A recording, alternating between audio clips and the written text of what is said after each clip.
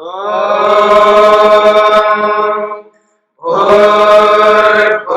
स्वः तत्सवितुर्वरेण्यं भर्गो देवस्य धीमहि धियो यो नः प्रचोदयात्।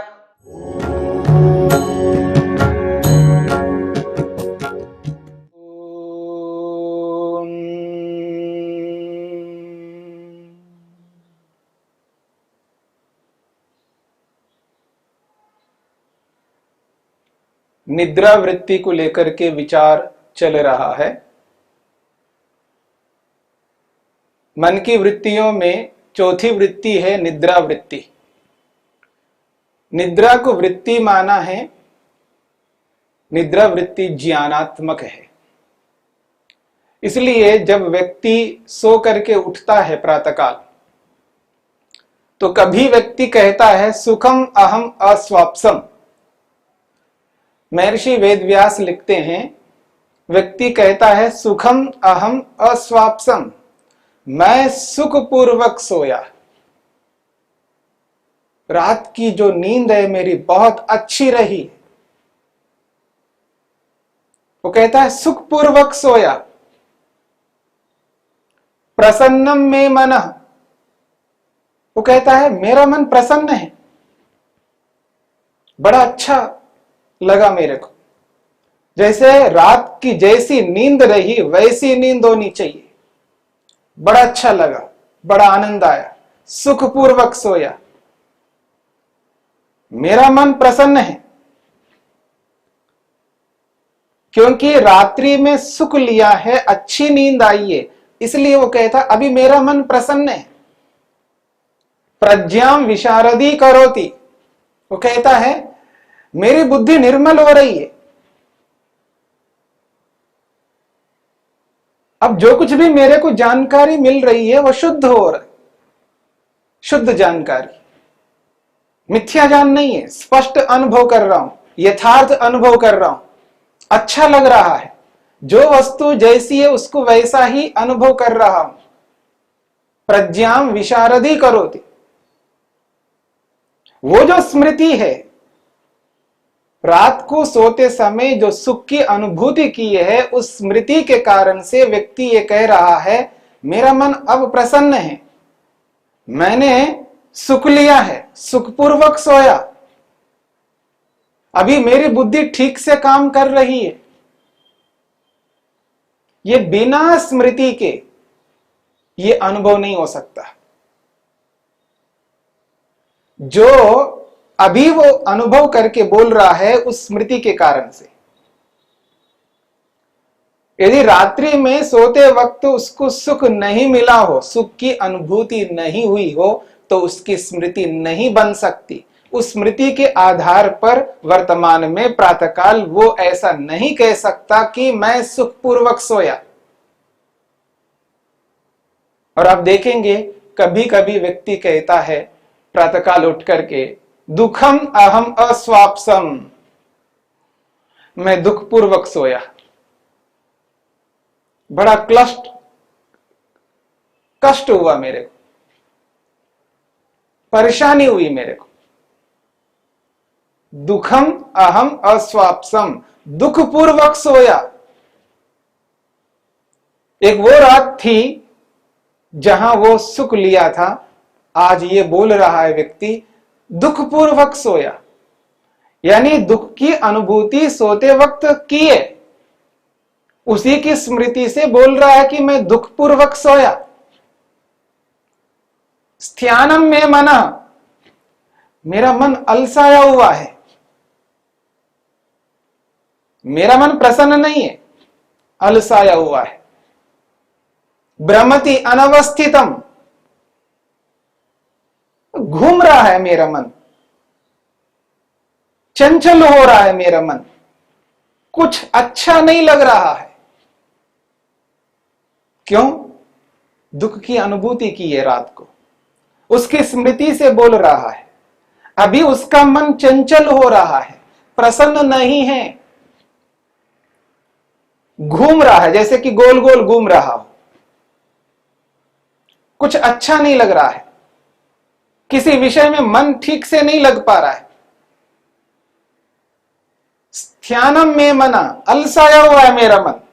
इसका मतलब है रात को सोते वक्त जो अनुभूति हुई है वो दुख की अनुभूति हुई है, उसकी स्मृति से ऐसा व्यक्ति बोल रहा है। किसी रात को सुख की अनुभूति हो रही है तो किसी रात को दुख की अनुभूति हो रही है। आप देखेंगे कभी ना कभी व्यक्ति ये कह उठता है, कोई ऐसा दिन आता है उसके जीवन में कि वो बोलता है कि उठ करके गाढ़म मूढ़ो अहम अस्वाप्सम, गाढ़म मूढ़म, बेखबर होकर के सोया, मूढ़ होकर के सोया, कुछ पता ही नहीं चला। आप देखेंगे कभी कभी व्यक्ति सोकर के जब उठता है तो अभी तो सोया था, नहीं, कितने घंटे हो गए आपके, घंटों हो गए। 6 घंटे सोना चाहिए था आपको, 10 घंटे हो गए, 11-12 घंटे हो गए, फिर कह रहे हो कि अभी सोया था, पता नहीं चला। गाढ़म मूढ़ो अहम अस्वाप्सम, मूढ़ होकर के, बेखबर होकर के सोया, कुछ पता ही नहीं लगा।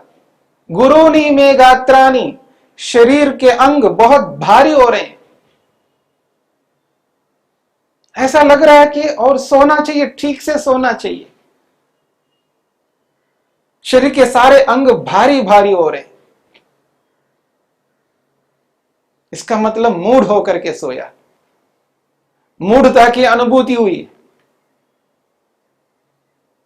सुख की अनुभूति अलग, दुख की अनुभूति अलग और मूढ़ता की अनुभूति अलग।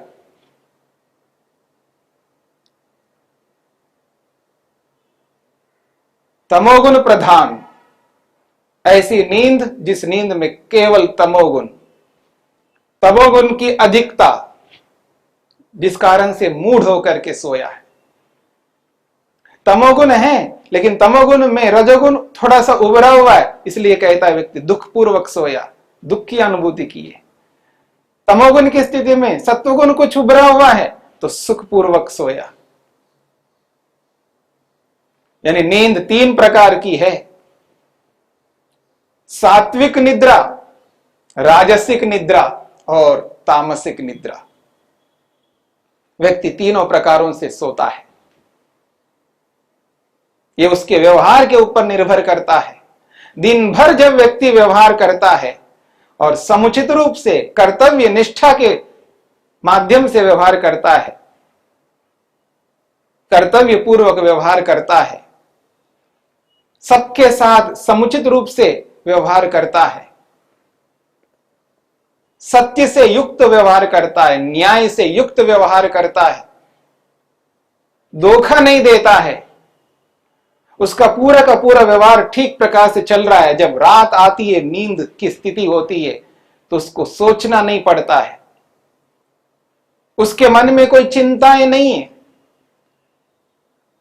मन खिन्न नहीं है, मन प्रसन्न है। इसलिए व्यक्ति सोने के लिए संकल्प करता है, बस संकल्प करके लेट जाता है, नींद आती है और अच्छे ढंग से सो जाता है, कोई चिंता नहीं है, क्योंकि उसका दिन भर का व्यवहार उचित रूप से हुआ है। उसी व्यक्ति को नींद अच्छी आती है जो व्यक्ति व्यवहार काल में समुचित रूप से ठीक प्रकार से व्यवहारों को करता है।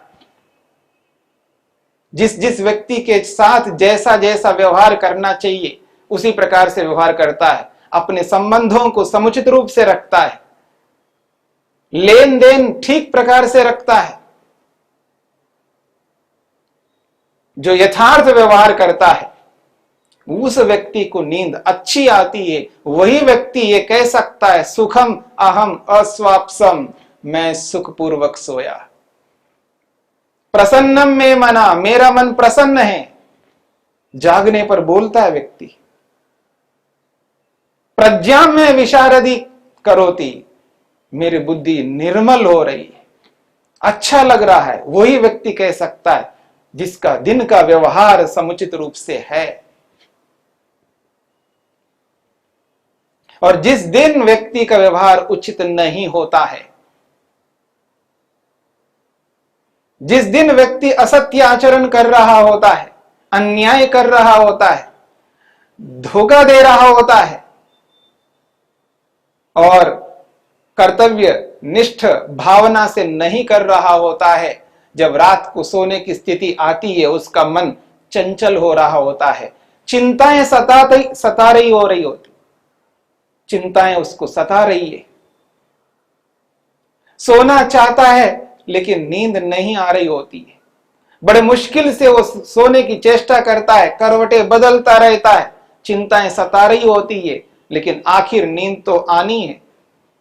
लेकिन वो ऐसी नींद आ रही है जिस नींद में व्यक्ति कष्ट अनुभव कर रहा है, दुख की अनुभूति कर रहा है, और वही व्यक्ति जब प्रातःकाल उठता है तो बोलता है दुखम अहम अस्वाप्सम, क्या करूं, मैं रात को दुखपूर्वक सोया, नींद अच्छी नहीं आई, बड़ा कष्ट हुआ मेरे को, इसलिए कह रहा है स्थानम में मना, मेरा मन अलसाया हुआ है, भ्रमति अनवस्थितम, चंचल हो रहा है, ऐसा लग रहा है जैसे घूम रहा हूं मैं, मन घूम रहा है, कुछ अच्छा ही नहीं लग रहा है, किसी में मन ही नहीं लग रहा है, यह स्थिति आती है।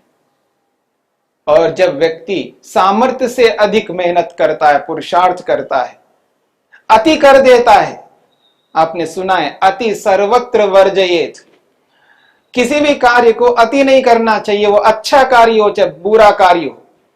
जब व्यक्ति अति करता है, अपने सामर्थ्य से, अपने ज्ञान से, उपलब्ध साधनों से अतिरिक्त अति करके जब व्यक्ति मेहनत करता है, चाहे बौद्धिक रूप से मेहनत अधिक करता है, शारीरिक रूप से मेहनत अधिक करता है, तो उस स्थिति में जब रात को सोता है तो वो ऐसा ही सोता है, गाढ़म मूढ़ो अहम अस्वाप्सम, मैं गाढ़ होकर के, गाढ़ निद्रा में, ऐसी निद्रा जिसको पता नहीं लग पाया, बेखबर होकर के सोया, पता नहीं कितना समय निकल गया, मेरे को पता ही नहीं चला, मैं सोच रहा था कि 6 घंटे सो करके उठ जाऊंगा, बाकी कामों को करना है, लेकिन क्या करूं, इतने घंटे 12-13 घंटे सो गया, लेकिन फिर भी गुरुनी में गात्रानी, मेरे शरीर के अंग भारी हो रही। ये जो स्थिति है, यह स्थिति मूढ़ अवस्था की स्थिति है।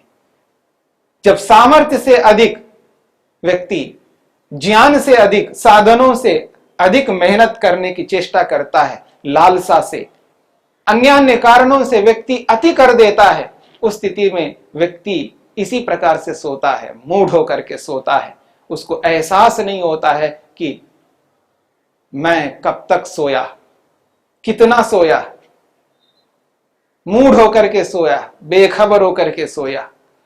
ये जो स्थिति है मूढ़ अवस्था की स्थिति है। तो कभी व्यक्ति सुखपूर्वक सो रहा होता है, तो कभी व्यक्ति दुखपूर्वक सो रहा होता है, तो कभी कभी व्यक्ति मूढ़ होकर के सो रहा होता है। और यह स्थिति प्रत्येक व्यक्ति के जीवन में कभी ना कभी आती रहती है। इन तीनों स्थितियों से व्यक्ति गुजर रहा होता है। लेकिन जो व्यक्ति योग अभ्यास करता है, योग को अपने जीवन में उतारता है, वह व्यक्ति निरंतर व्यवहार काल में उचित व्यवहार करने की चेष्टा करता है, यम नियम के विरुद्ध व्यवहार करता नहीं है, यम और नियम को अपने जीवन में उतारता है, जो योग कहता है उसके अनुरूप अपने जीवन को चला रहा होता है। उस स्थिति में वो व्यक्ति जब सोता है रात को, तो सुखपूर्वक सोता है। योगाभ्यास करने वाले की जो नींद होती है वो सुखपूर्वक होती है।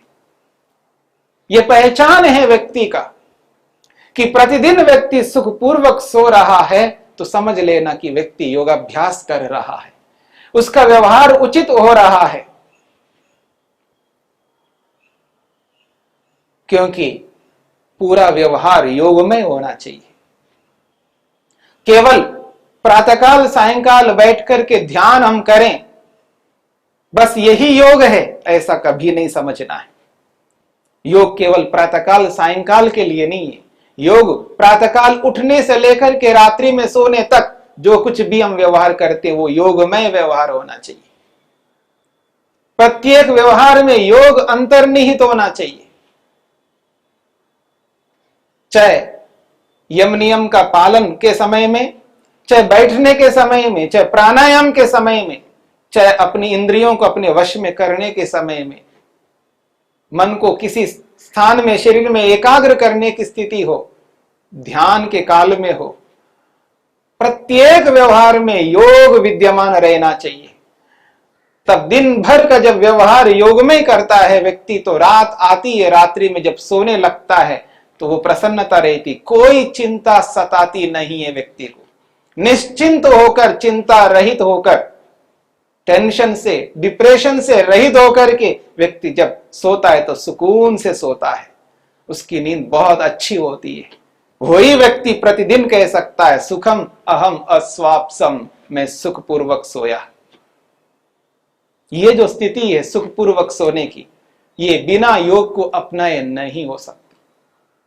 प्रतिदिन व्यक्ति को सुखपूर्वक सोना है, और उसकी जो दिनचर्या है, उसके जो क्रियाकलाप है, वो योग के अनुरूप होना चाहिए। उसका जो भोजन है, वो भोजन भी योग के अनुरूप होना चाहिए। क्योंकि जब व्यक्ति भोजन को योग के अनुरूप नहीं करता है तो उसका भोजन तामसिक हो सकता है, राजसिक हो सकता है। राजसिक भोजन को करता हुआ, तामसिक भोजन को करता हुआ व्यक्ति, वो नींद उसकी इतनी अच्छी नहीं आ सकती है जैसी नींद सात्विक भोजन में आती है। तो याद रखना, जब शाम को यानी रात का जो भोजन हम करते हैं, रात्रि के भोजन को इस तरह करना चाहिए जिसमें ये ध्यान रखना होता है भोजन सात्विक हो, उचित भोजन हो, भारी भोजन ना हो, गरिष्ठ भोजन ना हो। एक विडंबना है, जिस समय व्यक्ति को सात्विक हल्का भोजन करना चाहिए, उस समय व्यक्ति भारी भोजन, गरिष्ठ भोजन करने लग रहा है। जो आजकल डिनर के नाम से जो भोजन किया जाता है, वो अच्छी नींद के अनुकूल नहीं होता है। वो भोजन सात्विक नींद के अनुकूल नहीं होता है वो भोजन। इसलिए हमें ये ध्यान रखना होता है। हाँ, अगर आपको गरिष्ठ भोजन करना है तो दिन में, दोपहर के भोजन में आप गरिष्ठ भोजन कर सकते हो। आपको कभी राजसिक भोजन भी करना है तो आप दिन में, लंच में, मध्याह्न भोजन में आप भले कर सकते हो, लेकिन रात्रि का भोजन हमेशा सात्विक भोजन होना चाहिए, हल्का भोजन होना चाहिए। क्योंकि रात्रि में हमको सोना है, शरीर की गतिविधियां नहीं होती है, पाचन की प्रक्रिया कमजोर हो जाती है। दिन में गतिविधि हम ज्यादा करते हैं, शरीर को बिठा के नहीं रखते हैं, शरीर को चलायमान रखते हैं। इसलिए दिन का भोजन गरिष्ठ होने पर चल सकता है, लेकिन रात्रि का भोजन गरिष्ठ नहीं होना चाहिए।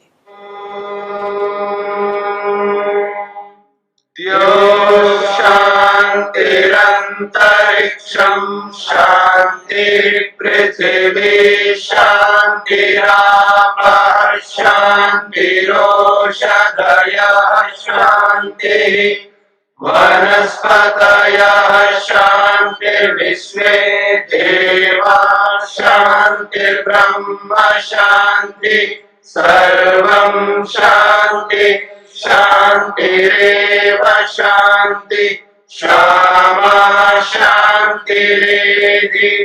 ओम शांति शांति शांति।